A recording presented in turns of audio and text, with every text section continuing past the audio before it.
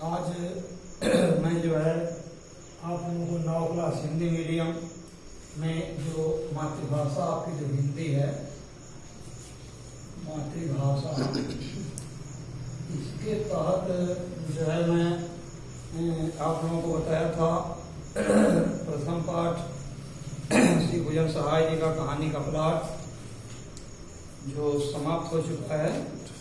और इसके बाद मैं चाहता हूँ कि आप लोगों को मैं रैदास यानी काव्यखंड जो है उसके अंतर्गत रैदास यानी मातृभाषा जो इसके काव्यखंड जो है इसके अंतर्गत जो है हम पढ़ेंगे आपको रैदास जी के विषय में जो है जानेंगे। पाठ्य पुस्तक है आप लोगों के पास, तो उसे आप एक बार जो है अवलोकन कर लेंगे देख लेंगे। तो रैदास को ही कुछ लोग इनको जो है रविदास भी कहते हैं।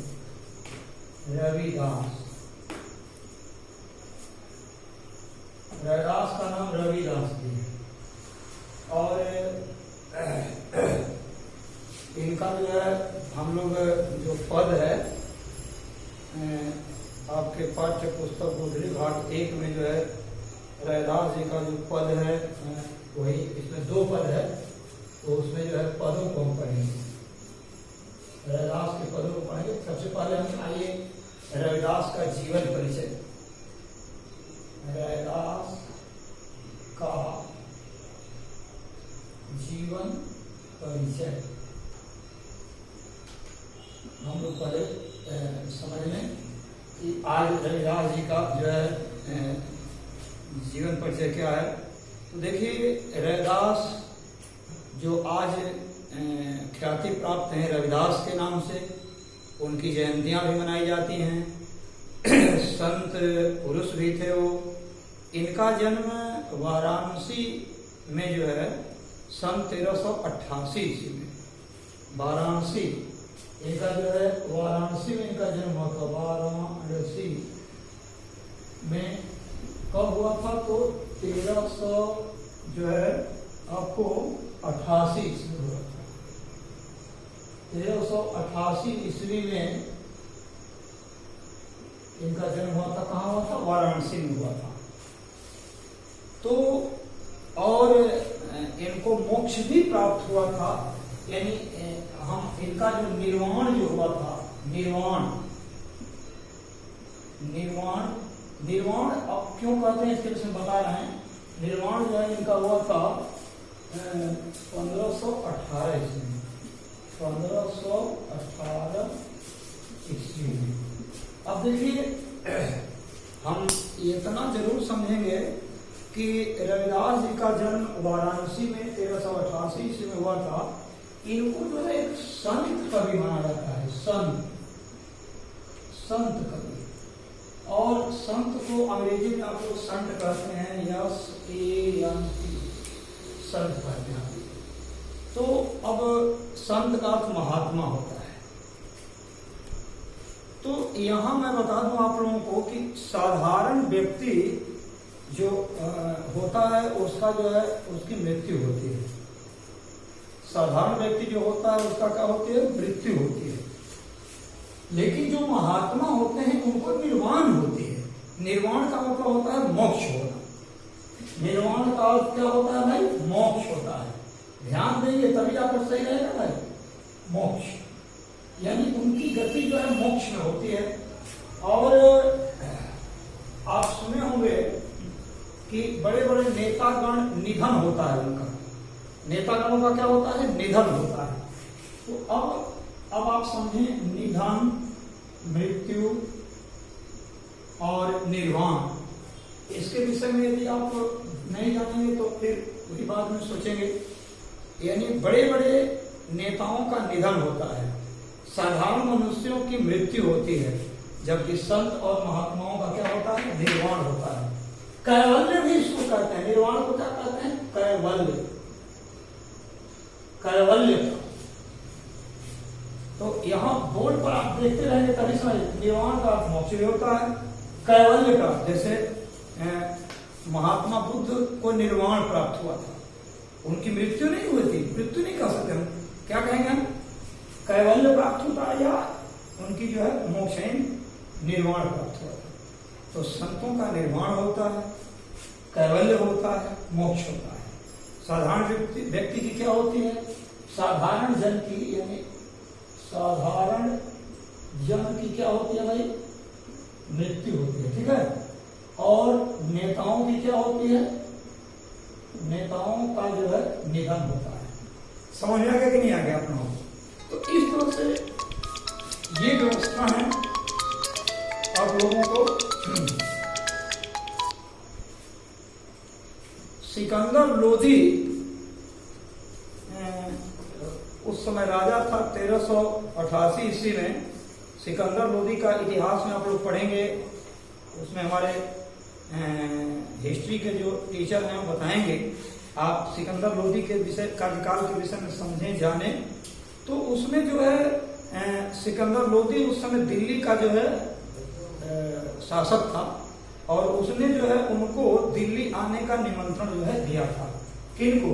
रैदास। तो इनके जीवन से प्रभावित होकर के उसने जो है इनको दिल्ली आने का जो है निमंत्रण दिया था। निमंत्रण माना होता है बुलावा, निमंत्रण का अर्थ होता है बुलावा,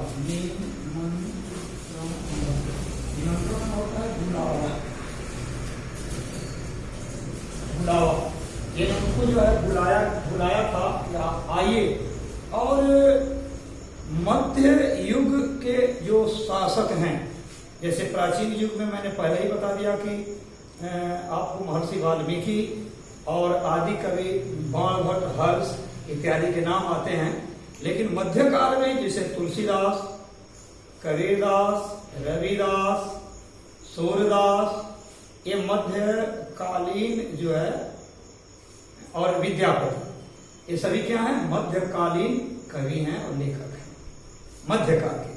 तो रविदास जी भी चूंकि उसी श्रेणी में आते हैं। 1398 में मैं बता दूं आप लोगों को जन्म हुआ था हमारे सूरदास जी का, लगभग मैंने लोग वैसे थे। तो इसमें जो है विशिष्ट स्थान मध्य युग, मध्यकालीन समय के साधकों में रविदास का विशिष्ट स्थान प्राप्त है। और कबीर की तरह रविदास भी उच्च कोटि के संत माने जाते हैं। इनका स्थान कवियों में गिना जाता है। मूर्ति पूजा, तीर्थ यात्रा और जिस तरह से दिखावटीपन का विरोध कबीरदास ने किया था, मैं आप लोगों को बताया था, यानी पूर्व के क्लासों में आप लोगों को समझने को मिला होगा। वह व्यक्ति की जो आंतरिक भावना है और आपसी भाईचारा है, वही जो है उसी को सच्चा धर्म मानते हैं। क्योंकि मानव सेवा से बढ़कर और कोई सेवा नहीं है। तो रविदास जो है बिल्कुल सरल और ब्रज भाषा का प्रयोग करते हैं। हालांकि ये अवधि भी राजस्थानी, खड़ी बोली और उर्दू, ये सारी चीजें इनमें जो है मिलती है। इसीलिए जो है इनको खिचड़ी कवि भी अंग्रेजी में हौच पौच कहते हैं आप लोग। ये कवि के नाम से भी इनको जाना जाता है। तो रविदास को उपमा और रूपक दो अलंकार बहुत प्रिय थे।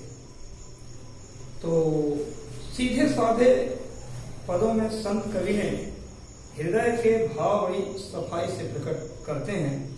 इनका आत्मनिवेदन जो है बड़ी सुंदर लगता है। रैदास के जो 40 पद हैं, जो 40 पद, जैसे 40 हम कर रहे हैं, 40 पद, रैदास के जो 40 पद हैं, रैदास के 40 पद, 40 पद जो है वो मिलते हैं आपको गुरु ग्रंथ साहब में, यानी सिखों का जो है वो ग्रंथ, धार्मिक ग्रंथ, सिखों का जो है का धार्मिक ग्रंथ है गुरु ग्रंथ साहब। कौन है? गुरु ग्रंथ इसको जो है गुरु ग्रंथ साहब में जो है इनके 40 पदों को जो है इसमें सम्मिलित किया गया है ना। इस गुरु 40 पद रैदास के 40 पद किसमें लिए गए हैं? गुरु ग्रंथ साहब है ना, जो किनका ग्रंथ है? सिखों का धार्मिक ग्रंथ है। ठीक है, अब आप लोगों को समझ में आ गया होगा। अब हम देखें थोड़ा सा पाठ के विषय में कुछ प्रस्तावना के रूप में आप लोगों को बता देते हैं। पद जो है इनके 2 पद आपको मिलते हैं। 2 पद आपको जो है इनके मिलते हैं। किनके? रविदास जी के 2 पद मिलते हैं। जैसे उसमें प्रथम पद जो है जिसमें लिखे हैं प्रभु जी तुम चंदन हम पानी। क्या लिखे हैं? प्रभु जी तुम चंदन हम पानी। और दूसरा पद जो है वो निर्गुण ब्रह्म को जो है उपासक है, और उसमें उन्होंने दिया है राम मैं पूजा कहाँ चढ़ा। राम मैं पूजा कहाँ चढ़ा। बड़ा लय से संत साधक बड़े लय से बोलते हैं, डमरू लेकर के और या डिमकी लेकर उसको बजाते हुए गाते हैं। उस समय उनके लिए लगता था कि वो पद बिल्कुल सहज लग रहे हैं, आनंद देने वाले। लेकिन आज वो पदों की अस्मिता आपको एक ज्ञान के रूप में, एक प्रेरणा के रूप में, प्रेरणा स्रोत बन करके हमारे सामने एक ज्ञान की दिशा और दशा का जो है अवलोकन कराती है। तो इस तरह से मैं आप लोगों को बताऊं कि पहले पद में जो प्रभु जी तुम चंदन हम पानी, इसमें जो है अपने आराध्य को जो है याद करते हैं और अपनी तुलना करते हैं कि आराध्य के सामने मेरी क्या दिशात है, मेरी क्या औकात है, और मेरा उनके साथ क्या संबंध है। यानी हालांकि मैं तो यही कहता हूं कि भक्त और भगवान का अन्योन्याश्रय संबंध है, और इसे आप समझ लें कि भक्त और भगवान में कोई फर्क नहीं है। कभी कभी तो ऐसा लगता है कि भक्त ही ऊंचा बन जाता है भगवान की कृपा से, तो इसमें कुछ कहना ठीक नहीं है। दोनों जो है एक दूसरे के पूरक हैं। यदि आत्मा हो शरीर न हो, शरीर हो आत्मा न हो, तो दोनों की कमी खलती है। न बिना शरीर के आत्मा का कोई महत्व है, और न बिना आत्मा के शरीर का कोई महत्व है। इसलिए दोनों चीजें हम लोगों को, उनका जो प्रभु जो है, यानी रविदास जी का कथन है कि उनके प्रभु जो है किसी मंदिर मस्जिद में नहीं, बल्कि उनके अपने अंतरात्मा में विद्यमान रहते हैं, अंतस हृदय में विद्यमान रहते हैं। अंतस हृदय में तो होता है हमारे हृदय के भीतर, हमारी जो आत्मा है, इस भीतर की आत्मा में जो है, चूंकि आप लोग सुने होंगे कि मुंह में राम बगल में छुरी और केकर पाई की कतरी मूरी, यानी मुंह में राम बगल में छुरी, केवल ऊपर से दिखावटी पर। जैसे काल ने क्या कह रहा था, मैं बता रहा था आप लोगों को कि मुंह में राम बगल में छुरी, यानी यदि हम ऊपर से कुछ करते हो और हमारी आत्मा कुछ करती हो, तो इससे न तो हमें ईश्वर प्राप्त होता है और न हम ईश्वर के योग्य ही बन पाते हैं प्राप्त होने की। इसलिए हम लोगों को चाहिए कि निश्चल और निर्मल मन से भगवान की भक्ति और आराधना करें। हमारा जो स्वरूप बाहर दिखाई दे, वही स्वरूप हमें आंतरिकता में भी दिखाई देनी चाहिए। यानी बाह्य और अंतः भाग जो है दोनों में मेल होना चाहिए। ऐसा न हो कि ऊपर से तो हम देखने में कुछ लगते हैं, परंतु भीतर से देखने में हम कुछ और ही लगते हैं। तो ईश्वर हमारी चतुराई को, हमारी चालाकी को समझ जाता है और फिर जो है हमसे वो कोसों दूर चला जाता है। तो निश्चित तौर पर अगर कहें तो मन चंगा तो कठौती में गंगा, ये रविदास का ही बड़ी बहुत फेमस जो है कहावत है कि मन चंगा तो कठौती में गंगा। यदि मन आपका चंगा है तो आप कठौत करते हैं, जिसको परात वगैरह लेते हैं।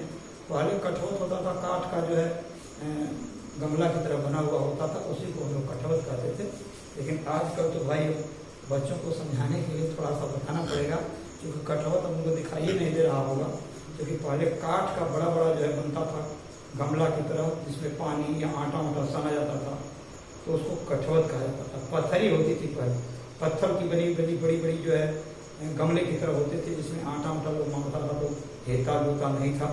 तो इस तरह से जो है कह रहे हैं कि मन अगर आपका चंगा है तो आप कहीं भी भगवान को प्राप्त कर सकते हैं। भगवान केवल मंदिर और मस्जिद में ही नहीं रहता, वरन वो तो सभी जीवों की अंतरात्मा में निवास करता है, परंतु उसको देखने की जो शक्ति है, जो हमारे नेत्र हैं, वो उसे नहीं देख पाते हैं, क्योंकि हम माया के आवरण से इतने बंधे हुए हो जाते हैं।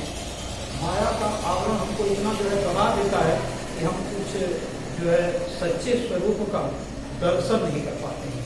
और जब तक आपके ऊपर से पर्दा नहीं हटेगा, तब तक हम ईश्वर को नहीं देख पाएंगे। तो वो हर हाल में, हर समय में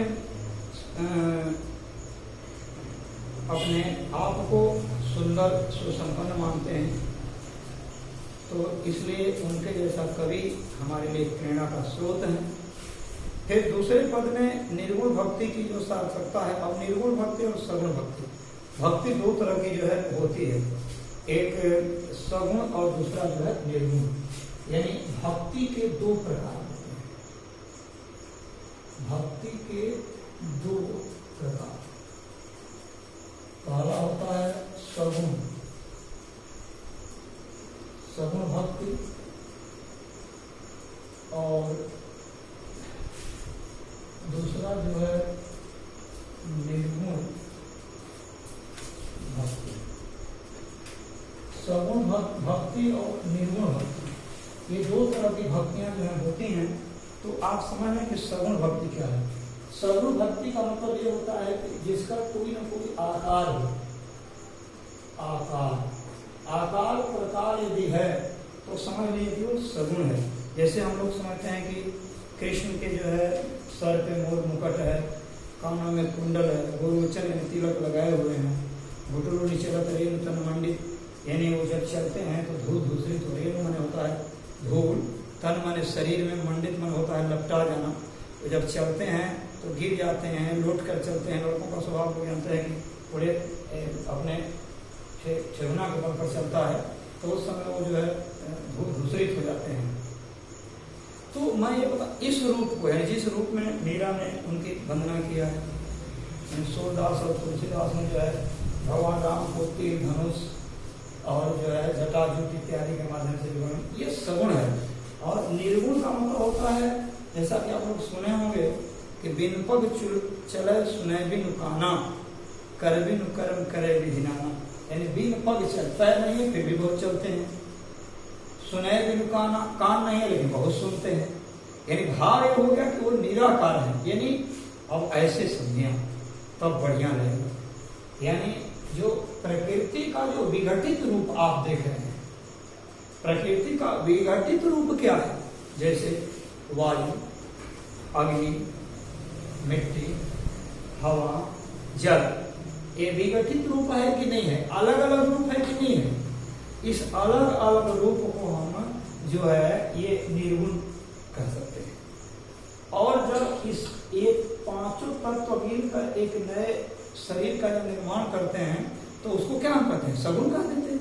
क्योंकि एक शरीर के रूप में दिखाई देने लगते हैं, जो शरीर के रूप में दिखाई वो सगुण हो जाता है, और जो निराकार रूप में दिखाई देता है वो क्या कहलाता है, निर्गुण कहलाता है।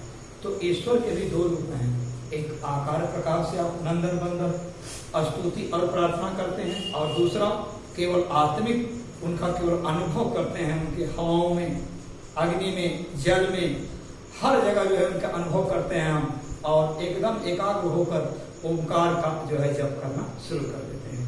तो दोनों ये जो है निर्गुण भक्ति जो है और सगुण भक्ति और कर्मकांड की जो व्यवस्था है।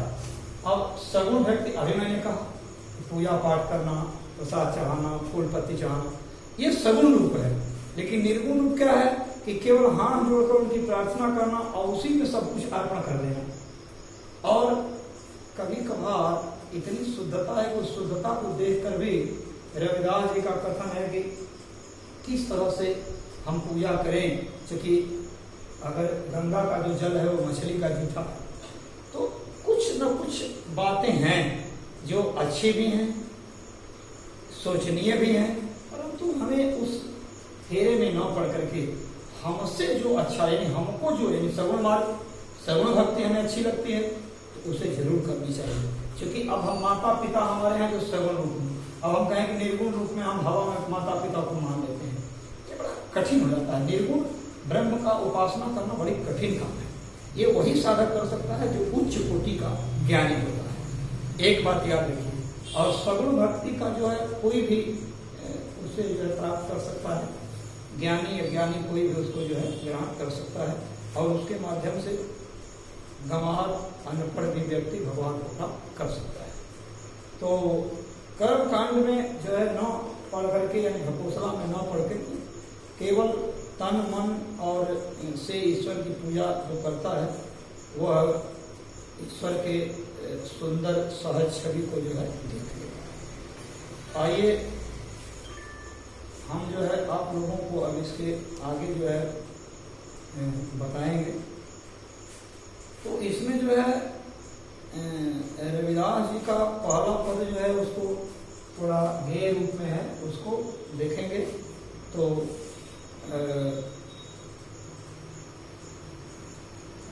ठीक है, आज इतना ही।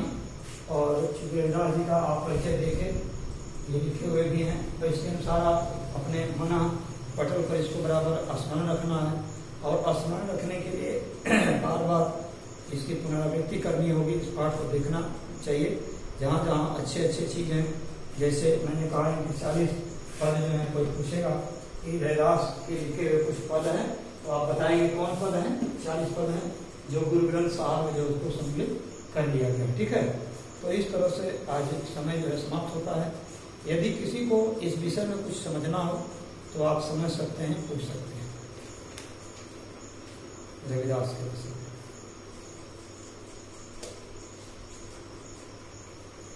चलिए, कोई बात नहीं, बहुत बहुत धन्यवाद आप लोगों को। फिर अगले दिन हम मिलेंगे, अगली बातें इसके जो है करेंगे।